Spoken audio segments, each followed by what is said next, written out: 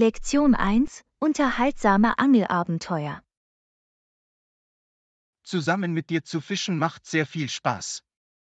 Ich genieße unsere Angeltouren immer, Anna. Ich stimme zu, John.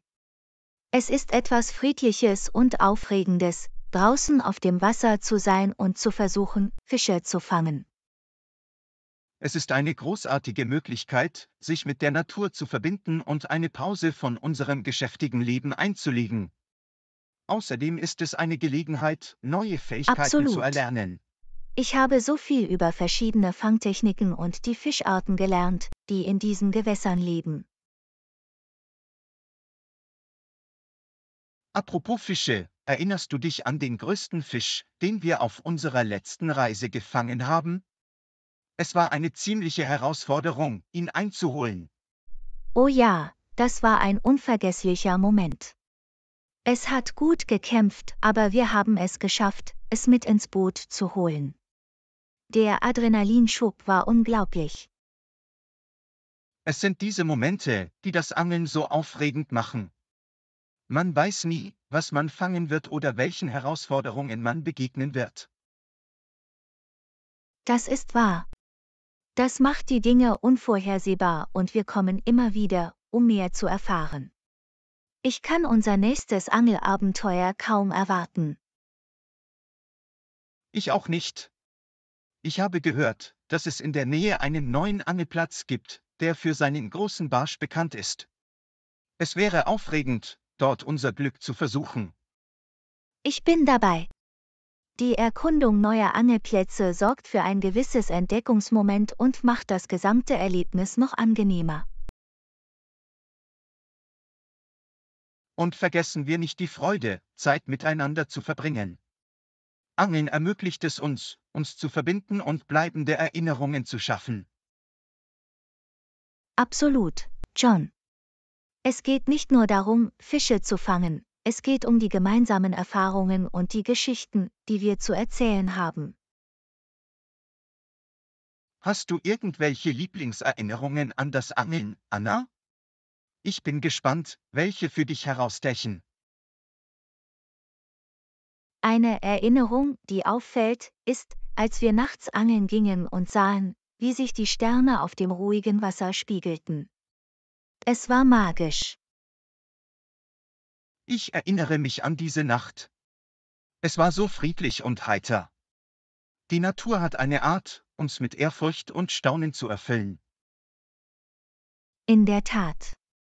Es sind Momente wie diese, die uns an die Schönheit und Ruhe erinnern, die in der freien Natur zu finden sind. Deshalb ist Angeln nicht nur ein Hobby, es ist eine Möglichkeit, sich mit der Natur zu verbinden und ihre Wunder zu schätzen. Ich könnte nicht mehr zustimmen, John. Wir haben das Glück, diese Gelegenheit zu haben, in die Umarmung der Natur einzutauchen. Lass uns ein Versprechen geben, Anna. Lassen Sie uns weiterhin verschiedene Angelplätze erkunden und gemeinsam weitere unglaubliche Erinnerungen schaffen. Ich bin voll und ganz dafür, John. Auf viele weitere unterhaltsame Angelabenteuer in der Zukunft, bei denen wir die Schönheit der Natur und den Nervenkitzel des Fangs genießen können. Prost darauf, Anna.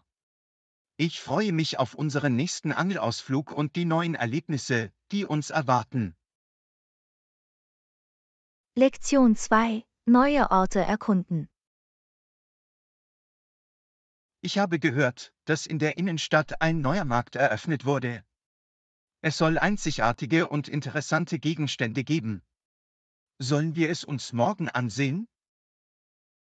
Das klingt nach einer großartigen Idee. Ich liebe es, neue Orte zu erkunden und versteckte Juwelen zu entdecken. Perfekt. Lass uns morgen dorthin gehen und sehen, was sie haben. Ich bin neugierig, etwas Besonderes zu finden. Ich auch. Es ist immer aufregend, auf etwas Unerwartetes und Einzigartiges zu stoßen. Ich stimme zu.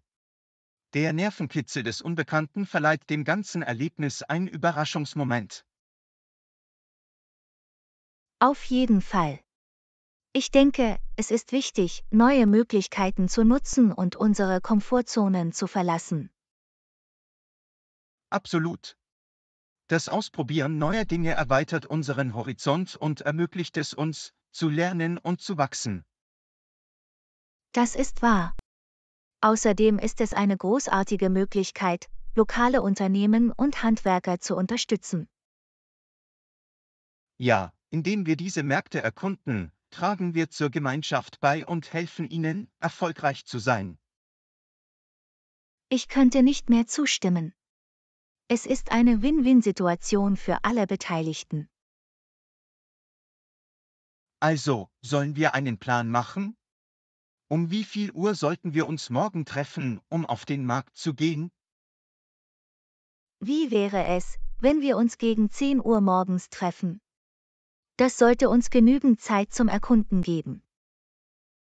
Hört sich gut an. Ich markiere es in meinem Kalender. Ich freue mich sehr darauf. Ich auch. Es ist immer erfrischend, etwas Neues und Interessantes zu entdecken. Absolut. Und wer weiß, vielleicht finden wir etwas ganz Besonderes, das wir schätzen können. Das ist das Schöne an diesen Abenteuern. Du weißt nie, was dich erwartet. Das macht das Leben aufregend, oder? Neue Erfahrungen machen und Erinnerungen schaffen. Ich hätte es selbst nicht besser sagen können.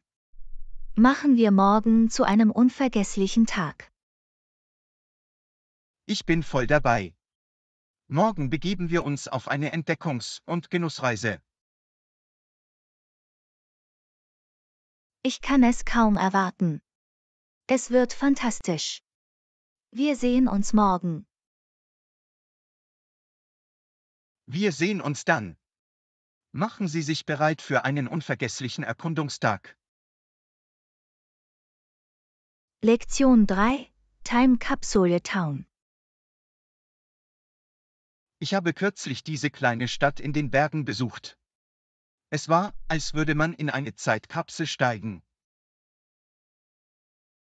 Traditionelle Lebensweise, unberührt von modernen Einflüssen?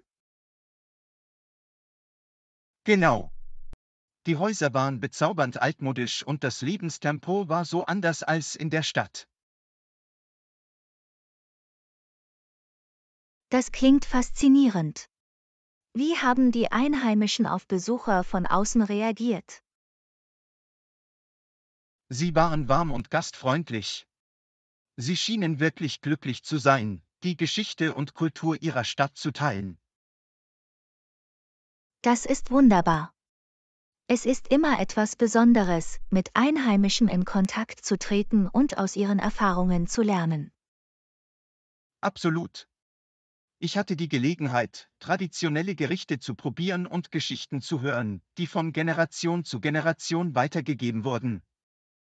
Es muss ein einzigartiges kulinarisches Erlebnis gewesen sein. Gibt es herausragende Gerichte, die Sie empfehlen würden? Ihr selbstgebackenes Brot war nicht von dieser Welt. Es hatte einen rustikalen Geschmack und eine rustikale Textur, die ich nicht vergessen kann. Ich stelle mir das Aroma und den Geschmack schon vor. Ich würde es gerne eines Tages ausprobieren. Das solltest du. Das ist die Reise wert. Und wo wir gerade von Reisen sprechen, haben Sie jemals einen Ort besucht, der sich wie eine Zeitkapsel anfühlte? Ich ging einmal in ein abgelegenes Dorf, in dem die alten Bräuche und Traditionen noch praktiziert wurden. Das klingt unglaublich. Was waren einige der Bräuche, die Sie eingehalten haben? Sie hatten ein lebhaftes Fest, bei dem die Dorfbewohner farbenfrohe traditionelle Kleidung trugen und Tänze aufführten. Das ist fantastisch. Ich genieße es, kulturelle Festivals zu erleben. Es ist eine Augenweide und eine Feier des kulturellen Erbes. Das ist es wirklich. Wenn Sie an solchen Feierlichkeiten teilnehmen, lernen Sie die lokale Kultur besser kennen. Absolut. Es ist, als würde man in eine andere Zeit versetzt, wenn auch nur für eine kurze Zeit. Ich könnte nicht mehr zustimmen. Es ist eine Erinnerung an die reiche Geschichte, die wir oft für selbstverständlich halten. Deshalb liebe ich es, Ziele abseits der Touristenpfade zu erkunden. Sie bergen verborgene Schätze und Geschichten. Ich hätte es nicht besser sagen können. Diese Orte ermöglichen es uns, in die Vergangenheit zu reisen und uns mit unseren Wurzeln zu verbinden. Genau. Es erinnert daran, dass sich die Welt zwar ständig verändert, es aber wichtig ist, Traditionen zu bewahren. Absolut. Das macht jeden Ort einzigartig und trägt zum Gesamtbild unseres globalen Erbes bei. Gut gesagt. Lassen Sie uns weiterhin nach diesen Zeitkapselstätten suchen und die Erlebnisse, die sie bieten, genießen. Da stimme ich dir zu. Auf viele weitere Abenteuer und Reisen durch die Seiten der Geschichte. Prost darauf! Lasst uns die Geschichten der Vergangenheit weiter erforschen und enträtseln. Lektion 4. Unterwegs. Ich habe darüber nachgedacht, öfter öffentliche Verkehrsmittel zu benutzen. Es scheint eine zuverlässige Option zu sein. Das ist eine tolle Idee. Öffentliche Verkehrsmittel können bequem und kostengünstig sein. Absolut. Außerdem hilft es, Verkehrsstaus und unseren CO2-Fußabdruck zu reduzieren. Ich könnte nicht mehr zustimmen. Es ist eine nachhaltige Entscheidung, von der sowohl der Einzelne als auch die Umwelt profitieren. Haben Sie häufig öffentliche Verkehrsmittel benutzt? Irgendwelche Tipps für einen Anfänger wie mich? Ja, ich benutze es seit Jahren. Mein Rat wäre, Ihre Routen im Voraus zu planen und die Fahrpläne zu überprüfen. Guter Punkt. Wenn Sie vorbereitet sind und die Zeiten kennen, können Sie viel Zeit und Ärger sparen. Auf jeden Fall. Es ist auch hilfreich, eine App für öffentliche Verkehrsmittel auf Ihrem Telefon zu haben, um Updates in Echtzeit zu erhalten. Ich werde sicherstellen, dass ich einen herunterlade. Das wird das Navigieren auf den Routen viel einfacher machen. Ein weiterer Tipp ist, sich eine ÖPNV-Karte oder einen Pass zu besorgen, um reibungsloses Reisen und potenzielle Kosteneinsparungen zu erzielen. Das werde ich mir ansehen. Das klingt nach einer bequemen Möglichkeit, Fahrpreise zu bezahlen, ohne Bargeld dabei haben zu müssen. Das ist es auf jeden Fall. Außerdem bieten einige Städte ermäßigte Tarife für Vielnutzer an. Das ist ein großer Anreiz, mehr Menschen zu ermutigen, öffentliche Verkehrsmittel zu wählen. Absolut. Und je nachdem, wohin Sie fahren, können Sie sogar die Landschaft auf dem Weg zur Arbeit genießen. Das ist wahr. Es ist eine Gelegenheit, die Stadt und ihre Menschen auf eine andere Art zu beobachten. Öffentliche Verkehrsmittel bieten auch die Möglichkeit, neue Leute kennenzulernen und interessante Gespräche zu führen. Darüber hatte ich nicht nachgedacht. Es ist eine Gelegenheit, mit anderen Reisenden in Kontakt zu treten und ihre Geschichten zu hören. Genau. Es ist erstaunlich, wie öffentliche Verkehrsmittel Menschen aus verschiedenen Lebensbereichen zusammenbringen können. Das ist es wirklich. Also, sollen wir es versuchen und zusammen mit dem Bus oder Zug fahren? Ich bin bereit dafür. Suchen wir uns einen Tag aus und erkunden wir die Stadt mit öffentlichen Verkehrsmitteln. Klingt nach einem Plan. Das wird ein Abenteuer und wir werden neue Ecken unseres eigenen Hinterhofs entdecken. Ich freue mich. Begeben wir uns auf diese Reise und erleben wir die Stadt aus einer anderen Perspektive. Einverstanden. Auf die Nutzung der öffentlichen Verkehrsmittel und aller damit verbundenen Möglichkeiten. Lektion 5. Arbeitsplatzsicherheit ist wichtig. Machst du dir jemals Sorgen um die Arbeitsplatzsicherheit? Angesichts der sich verändernden Wirtschaft denke ich in letzter Zeit daran. Ich kann das nachvollziehen. Es ist normal, Bedenken zu haben, besonders in unsicheren Zeiten. Genau. Ich frage mich, ob es irgendwelche Strategien gibt, die wir anwenden können, um unsere Arbeitsplatzsicherheit zu verbessern. Ein Ansatz besteht darin, unsere Fähigkeiten kontinuierlich zu aktualisieren und in unseren Bereichen relevant zu bleiben. Das macht Sinn. Indem wir anpassungsfähig sind und neue Dinge lernen, können wir unseren Wert steigern. Absolut. Es ist wichtig, proaktiv zu bleiben und nach Möglichkeiten zur beruflichen Weiterentwicklung zu suchen. Ich stimme zu. In uns selbst zu investieren und unser Wissen zu erweitern, kann uns einen Wettbewerbsvorteil verschaffen. Ein weiterer Aspekt ist der Aufbau eines starken professionellen Netzwerks. Verbindungen können Türen öffnen und Unterstützung bieten. Networking ist entscheidend. Es kann zu neuen Möglichkeiten führen und uns helfen, berufliche Herausforderungen zu meistern. Und vergessen wir nicht, wie wichtig es ist, unseren Arbeitgebern unseren Wert zu demonstrieren. Stimmt. Indem wir stets qualitativ hochwertige Arbeit leisten und unsere Fähigkeiten unter Beweis stellen, können wir Vertrauen und Glaubwürdigkeit aufbauen. Es ist auch hilfreich, über Branchentrends auf dem Laufenden zu bleiben und Veränderungen auf dem Arbeitsmarkt zu antizipieren. Wenn wir uns der sich entwickelnden Landschaft bewusst sind, haben wir eine bessere Chance, uns anzupassen und fundierte Entscheidungen zu treffen.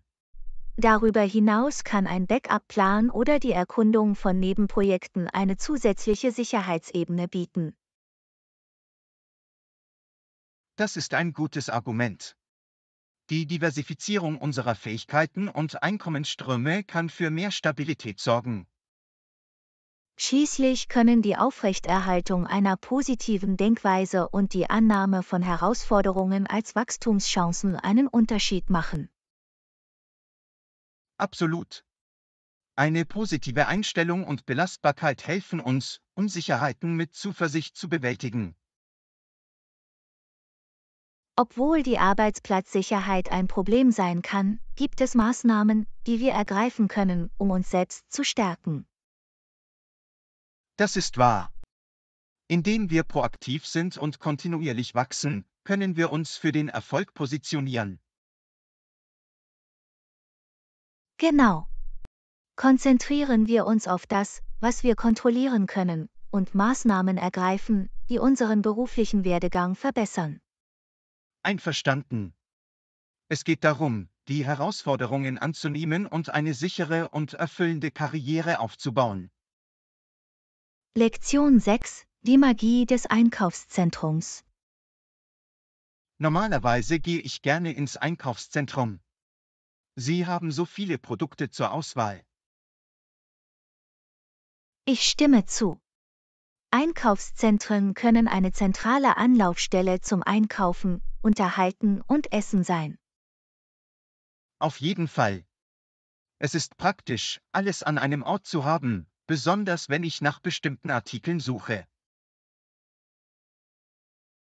Es macht mir Spaß, in verschiedenen Geschäften zu stöbern und neue Marken zu entdecken. Es ist wie eine Schatzsuche. Man weiß nie, was einem auffallen könnte. Genau. Und Einkaufszentren bieten oft eine Vielzahl von Optionen für Mode, Elektronik und Haushaltswaren.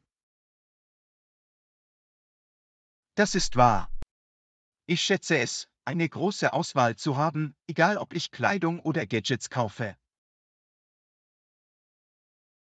Außerdem haben Einkaufszentren in der Regel Kaufhäuser, die eine vielfältige Auswahl an Produkten anbieten.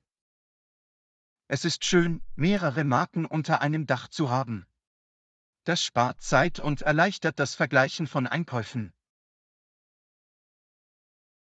Und vergessen wir nicht die Bequemlichkeit von Annehmlichkeiten wie Parkplätzen, Toiletten und Food Courts. Annehmlichkeiten wie diese machen das Einkaufserlebnis im Einkaufszentrum komfortabler und angenehmer. Absolut. Es ist auch ein großartiger Ort, um sich mit Freunden zu treffen oder Zeit mit der Familie zu verbringen. Ich stimme zu. Einkaufszentren bieten oft Unterhaltungsmöglichkeiten wie Kinos, Spielhallen oder sogar Indoor-Spielplätze für Kinder. Es ist ein Komplettpaket aus Spaß und Einkaufen. Es ist für jeden etwas dabei. Deshalb finde ich, dass Einkaufszentren ein großartiger Ort sind, um einen Tag zu verbringen, besonders wenn ich mich entspannen möchte. Es ist eine schöne Flucht aus der Routine. Sie können erkunden, einkaufen und sich eine Mahlzeit oder einen Film gönnen. Und manchmal bieten Einkaufszentren besondere Veranstaltungen oder Aktionen an, die das Erlebnis noch aufregender machen. Es lohnt sich immer, alle laufenden Angebote oder Aktivitäten zu überprüfen, um das Beste aus Ihrem Besuch herauszuholen. Absolut. Sollen wir zusammen einen Ausflug ins Einkaufszentrum planen und einen Tag daraus machen? Das fände ich toll. Lass uns ein Date vereinbaren und uns etwas Einkaufstherapie und gute Zeiten gönnen. Klingt nach einem Plan. Machen wir uns bereit für ein Abenteuer im Einkaufszentrum und genießen Sie die Magie, die es zu bieten hat. Ich kann es kaum erwarten. Es wird ein Tag voller Einkäufe, Lachen und bleibender Erinnerungen sein. Hier geht's zum Einkaufszentrum und all den Erlebnissen, die es mit sich bringt. Machen wir daraus einen unvergesslichen Tag. Lektion 7: Das Dilemma der Fotoanordnung. Ich habe ein paar Fotos und bin mir nicht sicher, wie ich sie anordnen soll. Soll ich das nach dem Zufallsprinzip machen oder einem bestimmten Muster folgen? Das hängt vom Aussehen und der Haptik ab, die Sie kreieren möchten. Beide Ansätze haben ihre Vorzüge. Eine zufällige Anordnung könnte eine ungezwungenere und vielseitigere Atmosphäre verleihen, oder? Das ist richtig. Es kann ein Gefühl von Spontanität erzeugen und eine Mischung aus Erinnerungen präsentieren. Mir gefällt die Idee, die Essenz verschiedener Momente ohne eine bestimmte Reihenfolge einzufangen. Es kann eine unterhaltsame Art sein, in Erinnerungen zu schwelgen und Gespräche über jedes Foto anzuregen. Andererseits könnte eine gemusterte Anordnung für eine besser organisierte und kohärentere Darstellung sorgen. Ja, ein Muster kann Struktur hinzufügen und eine optisch ansprechende Komposition schaffen. Ich kann mir vorstellen, wie das Anordnen der Fotos in einer bestimmten Reihenfolge eine Geschichte erzählen oder ein Thema vermitteln kann. Genau. Es ermöglicht Ihnen, die Fotos anhand bestimmter Ereignisse, Farben oder Themen zu kuratieren. Das klingt interessant. Das würde dem Arrangement eine bewusste und durchdachte Note verleihen. Es kann eine großartige Möglichkeit sein, bestimmte Fotos hervorzuheben und eine visuelle Erzählung zu erstellen. Ich bin hin und her gerissen zwischen den beiden Ansätzen. Ich sehe den Reiz sowohl in der Zufälligkeit als auch im Muster. Wie wäre es mit einer Kombination aus beidem? Sie können Cluster mit zufälliger Anordnung innerhalb eines gemusterten Layouts verwenden. Das ist eine geniale Idee. Es würde das visuelle Interesse wecken und ein einzigartiges Display schaffen. Es ist eine Möglichkeit, ein Gleichgewicht zwischen Spontanität und Struktur herzustellen. Das gefällt mir. Es gibt mir die Freiheit, meiner Kreativität freien Lauf zu lassen und gleichzeitig eine gewisse Ordnung aufrechtzuerhalten. Und denken Sie daran, dass es keine richtige oder falsche Art gibt, Ihre Fotos anzuordnen. Es geht nur um persönliche Vorlieben. Du hast recht. Ich sollte mich für das entscheiden, was bei mir ankommt und meinen Stil widerspiegelt. Genau. Vertraue deinem Instinkt und hab Spaß mit dem Prozess. Danke für deinen Rat. Ich freue mich darauf, jetzt mit dem Arrangieren meiner Fotos zu beginnen. Du bist willkommen. Genießen Sie die kreative Reise und ich bin mir sicher, dass Ihr Arrangement fantastisch werden wird. Ich weiß deine Ermutigung zu schätzen. Es geht darum, ein Fotodisplay zu erstellen, das meine einzigartige Geschichte erzählt. Lektion 8: Automatischer Zahlungskomfort. Haben Sie versucht, automatische Zahlungen für unsere Mietzahlung einzurichten? Ja, habe ich. Auf diese Weise können Sie bequem und problemlos sicherstellen, dass unsere Miete pünktlich bezahlt wird. Das klingt großartig. Wie funktioniert das genau? Es ist ganz einfach. Wir ermächtigen unsere Bank, den Mietbetrag jeden Monat automatisch an unseren Vermieter zu überweisen. Wir müssen uns also keine Gedanken darüber machen, uns an das Fälligkeitsdatum zu erinnern oder Schecks auszustellen? Genau. Die Zahlung wird am angegebenen Tag von unserem Konto abgebucht, sodass alles automatisch erledigt wird. Das würde uns Zeit und Mühe sparen. Keine verspäteten Zahlungen oder verspäteten Gebühren mehr. Das ist richtig. Es hilft uns, mögliche Strafen zu vermeiden und ein gutes Verhältnis zu unserem Vermieter aufrechtzuerhalten. Gibt es Risiken oder Nachteile, die bei automatischen Zahlungen zu berücksichtigen sind? Es ist immer gut, vorsichtig zu sein. Wir sollten sicherstellen, dass wir genügend Geld auf unserem Konto haben, um die monatliche Miete zu decken. Das macht Sinn. Wir würden keine Überziehungsgebühren oder fehlgeschlagene Zahlungen wollen. Außerdem ist es wichtig, unsere Kontoauszüge regelmäßig zu überprüfen, um sicherzustellen, dass die Zahlungen korrekt verarbeitet werden. Ich werde unsere Transaktionen im Auge behalten, um den Überblick zu behalten.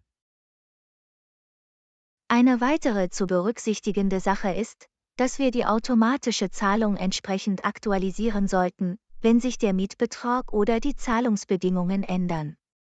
Richtig. Wir müssen unsere Zahlungsinformationen auf dem neuesten Stand halten, um Probleme zu vermeiden. Insgesamt bieten automatische Zahlungen Komfort und Sicherheit, aber es ist wichtig, wachsam zu bleiben und den Prozess zu überwachen. Ich stimme zu. Es ist ein Gleichgewicht zwischen Bequemlichkeit und proaktivem Umgang mit unseren Finanzen. Und denken Sie daran, wenn wir uns jemals dazu entschließen, die automatischen Zahlungen zu stornieren, sollten wir unsere Bank und unseren Vermieter im Voraus benachrichtigen. Guter Punkt. Es ist wichtig, alle Änderungen unserer Zahlungsmethoden mitzuteilen. Sollen wir also weitermachen und die automatische Zahlung für unsere Mieter einrichten? Absolut. Das klingt nach einem klugen Schachzug für ein problemloses Mietzahlungserlebnis. Ich kümmere mich darum. Sobald es eingerichtet ist, können wir jeden Monat den Komfort genießen und beruhigt sein. Danke, dass du dich darum gekümmert hast. Ich schätze Ihren proaktiven Ansatz. Lektion 9: Zimmersafes zur Sicherheit. Um meine Wertsachen sicher aufzubewahren, sollten wir meiner Meinung nach Safes im Zimmer haben. Was denkst du? Das ist eine tolle Idee. Ein Safe im Zimmer sorgt für zusätzliche Sicherheit und Sorgenfreiheit. Ich stimme zu. Es wäre praktisch, einen sicheren Ort zu haben, um unsere wertvollen Sachen aufzubewahren. Absolut. Es schützt unsere Pässe, unseren Schmuck und andere wichtige Gegenstände, während wir weg sind. Ich habe gehört, dass einige Hotels Safes im Zimmer anbieten. Denken Sie, wir sollten ein Hotel mit dieser Ausstattung wählen? Es ist auf jeden Fall eine Überlegung wert. Die Safes im Zimmer sind praktisch und sorgen dafür, dass unsere Wertsachen in Reichweite sind und unter unserer Kontrolle sind. Das ist wahr. Das wäre viel bequemer, als in den zentralen Tresorbereich des Hotels gehen zu müssen. Außerdem müssen wir uns keine Sorgen um die Sicherheit unserer Sachen machen, wenn wir auf Entdeckungsreise sind. Sind Zimmersafes in der Regel einfach zu bedienen? Ja, sie sind so konzipiert, dass sie benutzerfreundlich sind. Normalerweise legen wir unseren eigenen PIN-Code fest, um auf den Safe zuzugreifen.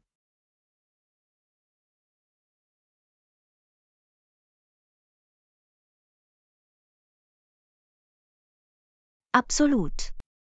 Wir können den PIN-Code jederzeit ändern, um ein Höchstmaß an Sicherheit zu gewährleisten. Ich habe auch gehört, dass einige Safes groß genug sind, um Laptops oder Tablets aufzubewahren.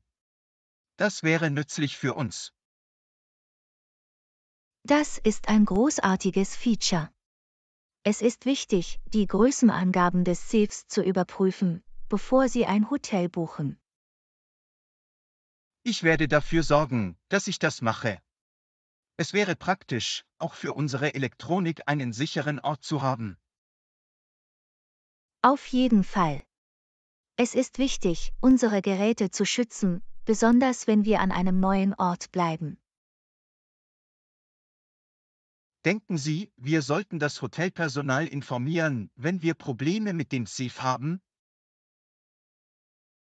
Ja, es ist immer eine gute Idee, Sie zu benachrichtigen.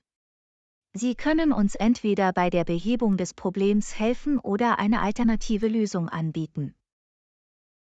Das macht Sinn. Es ist besser, Bedenken oder Störungen sofort zu beheben.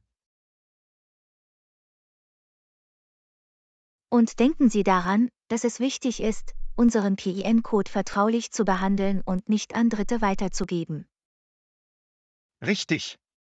Unser PIN-Code sollte nur zu unserem Wissen dienen, um ein Höchstmaß an Sicherheit zu gewährleisten. Genau. Durch diese Vorsichtsmaßnahmen können wir die Sicherheit unserer Wertsachen während unseres gesamten Aufenthalts gewährleisten. Danke, dass du das mit mir besprochen hast. Ich fühle mich jetzt sicherer, wenn es darum geht, unser Hab und Gut zu schützen. Du bist willkommen. Es ist immer wichtig, unserer Sicherheit Priorität einzuräumen und die notwendigen Vorsichtsmaßnahmen zu treffen. Absolut. Lassen Sie uns ein Hotel mit Zimmersafes finden und unsere Reise in aller Ruhe genießen. Lektion 10: Verbindungen zu Kunden aufbauen. Haben Sie Tipps, um Kontakte zu neuen Kunden herzustellen? Unbedingt. Der Aufbau starker Verbindungen ist für Kundenzufriedenheit und Loyalität unerlässlich. Ein Tipp ist, aktiv auf Ihre Bedürfnisse zu hören. Das ist ein gutes Argument. Wenn wir aufmerksam zuhören, können wir Ihre Anforderungen verstehen und maßgeschneiderte Lösungen anbieten. Genau. Es zeigt, dass wir Ihren Beitrag schätzen und uns dafür einsetzen, Ihre Erwartungen zu erfüllen. Gibt es spezielle Techniken, mit denen wir unsere Hörfähigkeiten verbessern können? Eine Technik besteht darin, aktives Zuhören zu üben, bei dem wir mit dem Kunden in Kontakt treten, klärende Fragen stellen und seine Bedenken paraphrasieren. Das macht Sinn. Es hilft uns sicherzustellen, dass wir Ihre Perspektive genau verstehen. Ein weiterer Tipp ist, echt und einfühlsam zu sein. Wenn Sie echtes Interesse an Ihren Anliegen zeigen, können Sie auf persönlicher Ebene eine Verbindung herstellen. Es geht also nicht nur um die Transaktion, sondern auch darum, eine Beziehung aufzubauen. Absolut.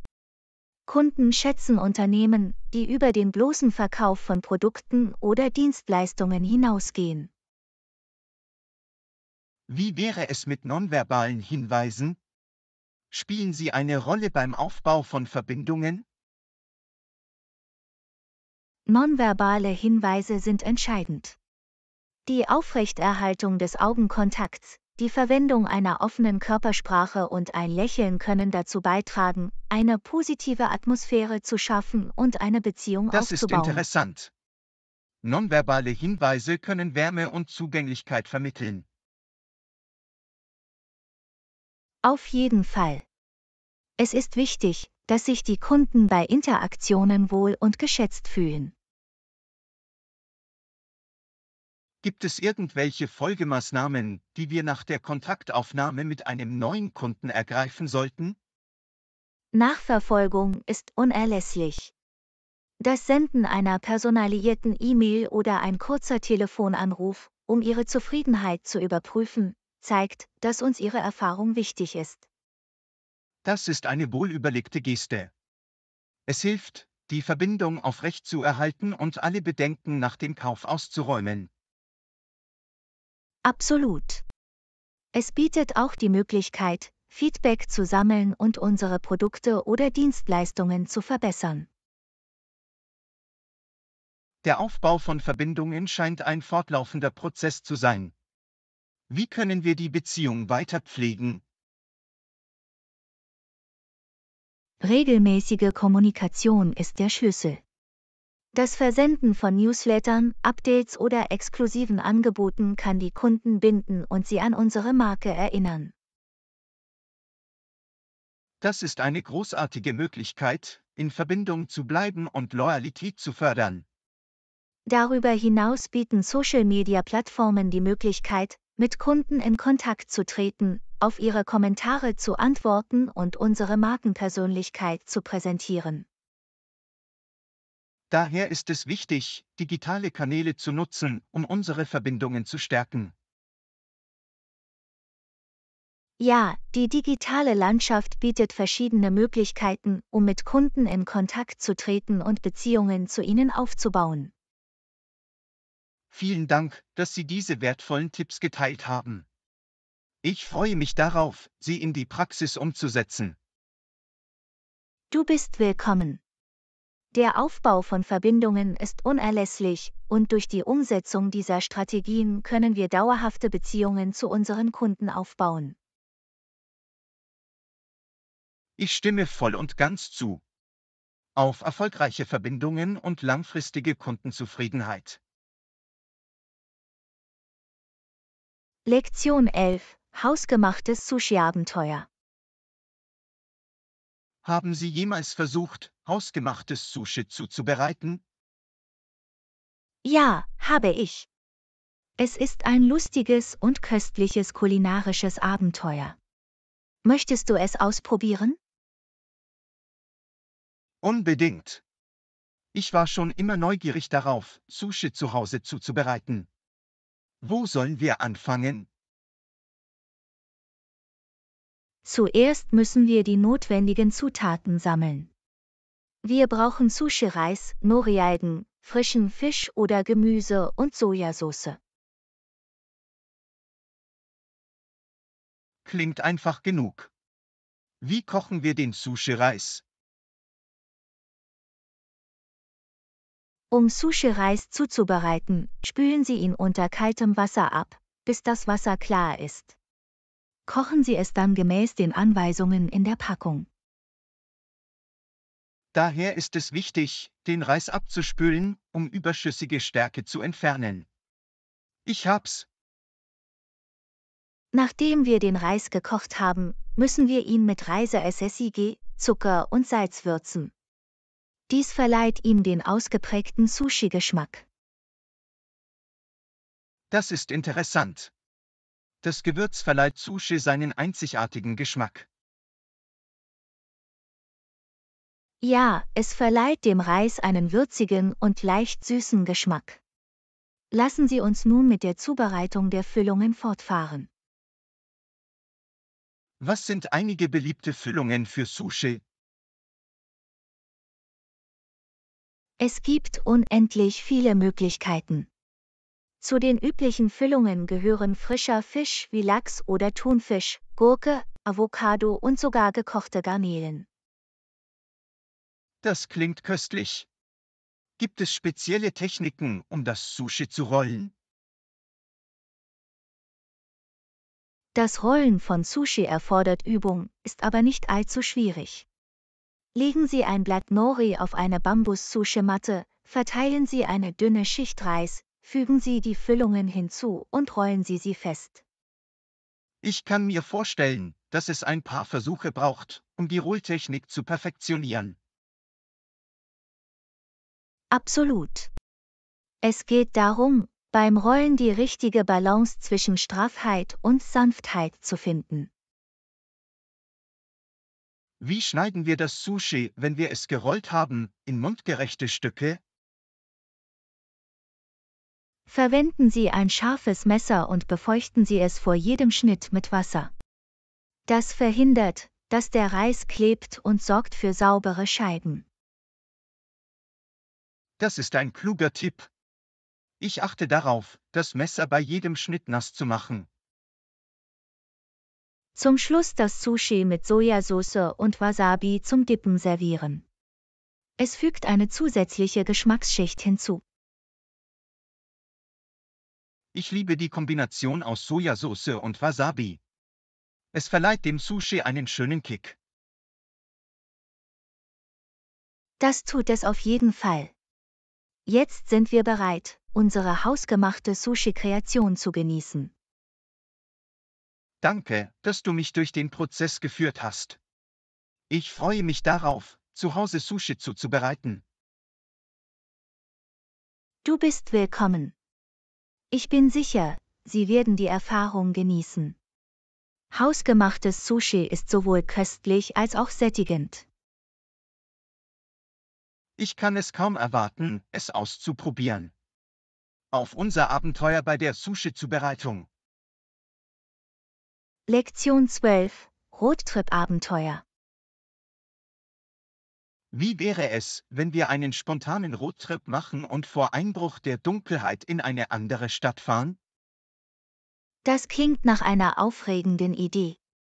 Neue Orte zu erkunden ist immer ein Abenteuer. In welche Stadt sollten wir gehen? Wie wäre es mit einem Ausflug in die Küstenstadt Brighton? Sie ist bekannt für ihre lebendige Atmosphäre und ihre schönen Strände. Brighton klingt perfekt. Ich wollte schon immer mal hin. Machen wir uns auf den Weg und machen das Beste aus unserem Tag. Bevor wir losfahren, sollten wir sicherstellen, dass wir eine Karte oder ein GPS haben, um uns dorthin zurechtzufinden. Gute Idee. Wir wollen uns unterwegs nicht verirren. Ein GPS wird uns auf Kurs halten. Absolut. Lassen Sie uns nun einige wichtige Dinge wie Snacks, Wasser und eine Kamera zusammenstellen, um die Erinnerungen festzuhalten. Vergessen Sie nicht, eine gute Playlist zu haben, um uns während der Fahrt zu unterhalten. Musik trägt zum Roadtrip-Erlebnis bei. Du hast recht. Musik bestimmt die Stimmung und macht die Reise angenehmer. Jetzt schnallen wir uns an und machen uns auf den Weg. Halten wir während der Fahrt Ausschau nach interessanten Sehenswürdigkeiten oder malerischen Orten, an denen wir kurze Pausen einlegen können. Das klingt nach einem Plan. Die Umgebung zu erkunden und malerische Momente festzuhalten, wird die Reise unvergesslich machen. Und vergessen wir nicht, lokale Küche zu probieren, wenn wir in Brighton ankommen. Es ist immer aufregend, neues Essen auszuprobieren. Unbedingt. Wenn wir die lokalen Aromen probieren, erhalten wir einen Vorgeschmack auf die kulinarischen Köstlichkeiten der Stadt. Haben Sie Vorlieben für Aktivitäten oder Attraktionen in Brighton? Ich habe gehört, dass der Brighton Pier ein Muss ist. Es bietet spannende Fahrten und atemberaubende Ausblicke auf die Küste. Das klingt nach einer fantastischen Wahl. Ich freue mich darauf, die lebendige Atmosphäre des Piers zu erleben. Wir sollten auch einen Spaziergang entlang des berühmten Brighton Beach machen. Die Kieselsteine und die Meeresbrise schaffen ein einzigartiges Ambiente. Ich kann mir das Rauschen der Wellen und das Gefühl der kühlen Meeresbrise auf meinem Gesicht schon vorstellen. Es wird erfrischend sein. Stellen wir sicher, dass wir vor Einbruch der Dunkelheit wieder auf der Straße sind, damit wir die Rückfahrt genießen und sicher nach Hause kommen können. Sicherheit hat immer Priorität. Wir behalten die Zeit im Auge und sorgen für eine komfortable Rückreise. Ich freue mich auf diesen spontanen Roadtrip. Es wird ein Tag voller Abenteuer und neuer Erfahrungen. Lektion 13: Kosteneffizienzlösungen. Ich habe über Möglichkeiten nachgedacht, unser System zu verbessern und Kosteneffizienz anzustreben. Irgendwelche Ideen, Anna? Auf jeden Fall. Eine mögliche Lösung könnte darin bestehen, bestimmte Prozesse zu automatisieren, die derzeit manuell ausgeführt werden. Das ist eine tolle Idee. Automatisierung kann dazu beitragen, menschliche Fehler zu reduzieren und langfristig Zeit zu sparen. Wie können wir es implementieren? Wir können damit beginnen, sich wiederholende Aufgaben zu identifizieren, die mithilfe von Software oder Technologie leicht automatisiert werden können. Sobald wir diese Aufgaben identifiziert haben, können wir recherchieren und geeignete Software oder Tools finden, um den Prozess zu optimieren. Genau. Es ist wichtig, eine Software zu wählen, die unseren spezifischen Bedürfnissen entspricht und für unser Team benutzerfreundlich ist. Wir sollten auch die Anfangsinvestition berücksichtigen, die für die Implementierung der Automatisierungslösung erforderlich ist. Wirtschaftlichkeit ist entscheidend. Einverstanden. Es ist wichtig, die Kapitalrendite zu bewerten und die potenziellen Kosteneinsparungen auf lange Sicht zu berechnen. Darüber hinaus können wir die Auslagerung bestimmter Funktionen an spezialisierte Dienstleister prüfen. Dies könnte eine kostengünstigere Option sein. Outsourcing kann in der Tat eine praktikable Lösung sein. Es ermöglicht uns, Fachwissen zu nutzen und gleichzeitig die Gemeinkosten zu senken. Wir müssen jedoch die Vor- und Nachteile des Outsourcings sorgfältig abwägen, um die Qualität sicherzustellen und die Kontrolle über den Prozess zu behalten. Absolut. Die richtige Anbieterauswahl und eine klare Kommunikation sind für eine erfolgreiche Outsourcing-Partnerschaft unerlässlich. Ein weiterer Aspekt, den wir berücksichtigen können, ist die Optimierung unseres Lieferkettenmanagements, um Kosten zu minimieren und Verschwendung zu reduzieren. Die Optimierung der Lieferkette kann zu erheblichen Kosteneinsparungen führen. Wir können Optionen wie Just-in-Time-Inventar oder lokale Beschaffung prüfen. Es ist wichtig, unsere aktuelle Lieferkette zu analysieren und Bereiche zu identifizieren, in denen wir die Kosteneffizienz verbessern können. Regelmäßige Überwachung und Datenanalyse können uns helfen, die Wirksamkeit der implementierten Kosteneffizienzlösungen zu verfolgen. Das ist ein entscheidender Punkt. Wir sollten wichtige Leistungsindikatoren festlegen und unsere Fortschritte regelmäßig messen. Kontinuierliche Verbesserung ist der Schlüssel. Wir sollten Feedback von unseren Teammitgliedern einholen und offen für ihre Vorschläge sein. Absolut. Zusammenarbeit und ein proaktiver Ansatz werden uns helfen, weitere Möglichkeiten zur Kosteneffizienz zu identifizieren. Durch die Implementierung dieser Lösungen können wir auf ein schlankeres und kostengünstigeres System hinarbeiten. Ich bin optimistisch, dass wir mit unseren gemeinsamen Anstrengungen erhebliche Kosteneinsparungen erzielen und unsere Gesamteffizienz verbessern können. Das glaube ich auch. Lassen Sie uns weiter nach innovativen Lösungen suchen und ein kosteneffizientes System anstreben, von dem unser Unternehmen profitiert. Einverstanden. Hier geht es darum, die effektivsten Kosteneffizienzlösungen zu finden und unser Unternehmen zum Erfolg zu führen. Lektion 14. Natürliche Schönheit einfangen. Die natürliche Aussicht hier ist so atemberaubend. Wir sollten ein Foto machen, um diesen Moment festzuhalten, findest du nicht, Anna? Absolut, John. Die Schönheit der Natur ist wirklich beeindruckend. Lass uns den perfekten Ort für unser Foto finden. Schau dir den Hügel da drüben an. Die sanften grünen Wiesen und der klare blaue Himmel würden eine atemberaubende Kulisse bilden. Ich stimme zu. Der Kontrast zwischen den leuchtenden Farben der Wiesen und des Himmels würde ein faszinierendes Foto ergeben.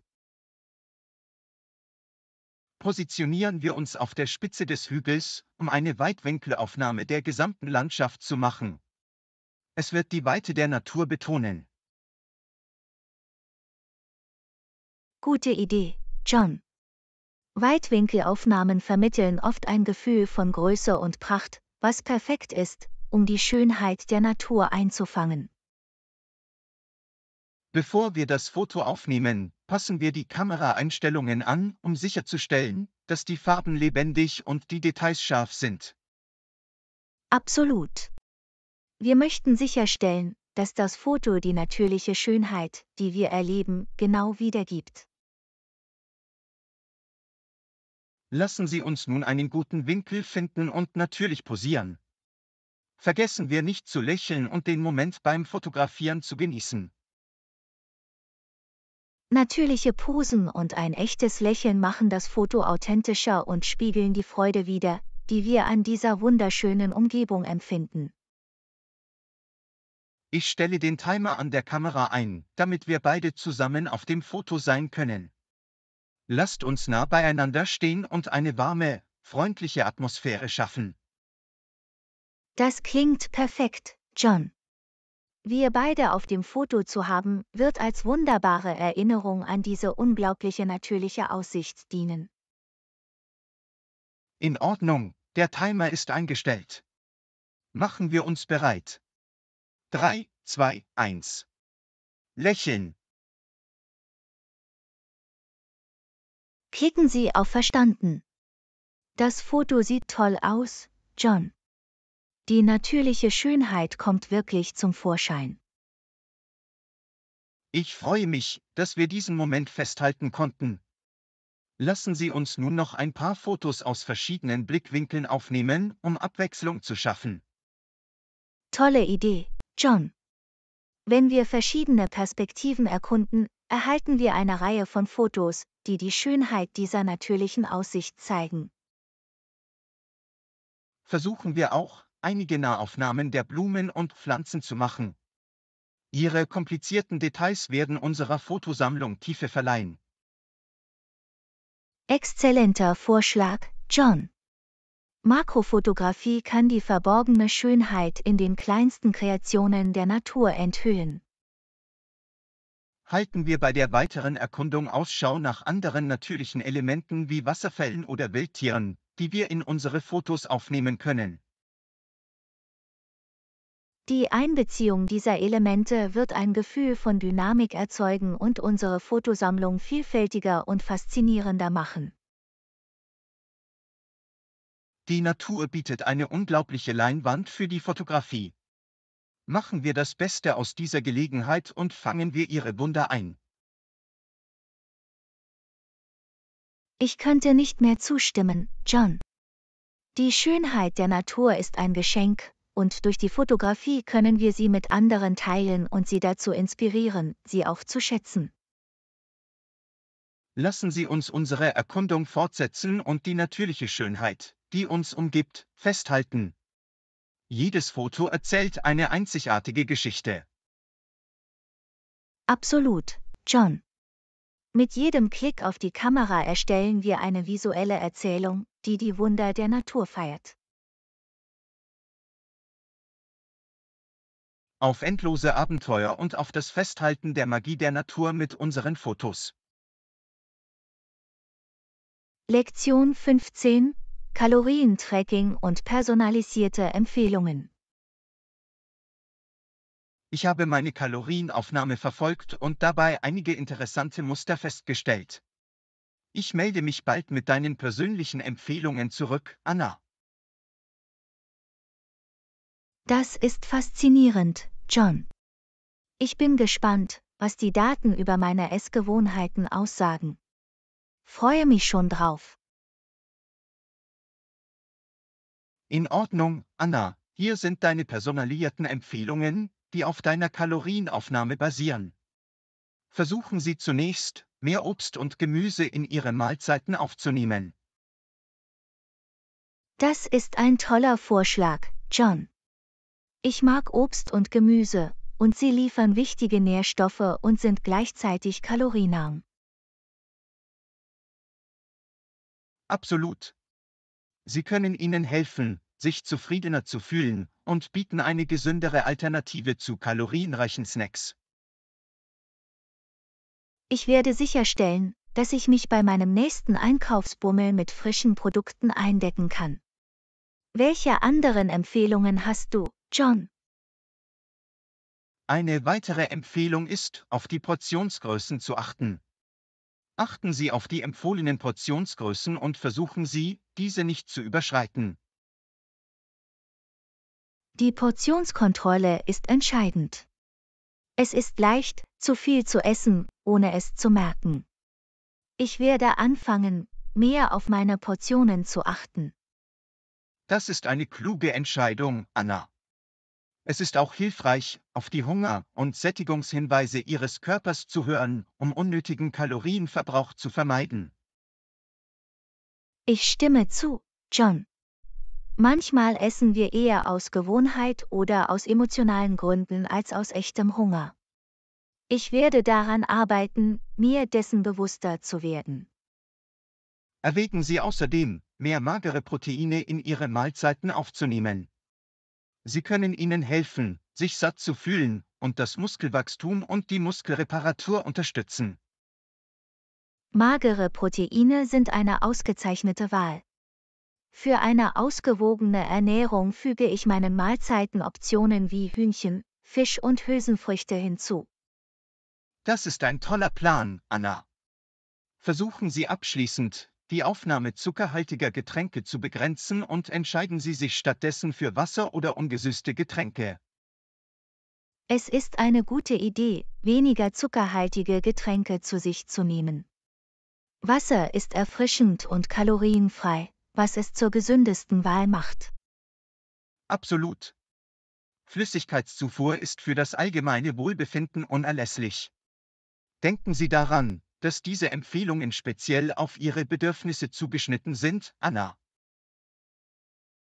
Ich schätze die persönlichen Empfehlungen, John.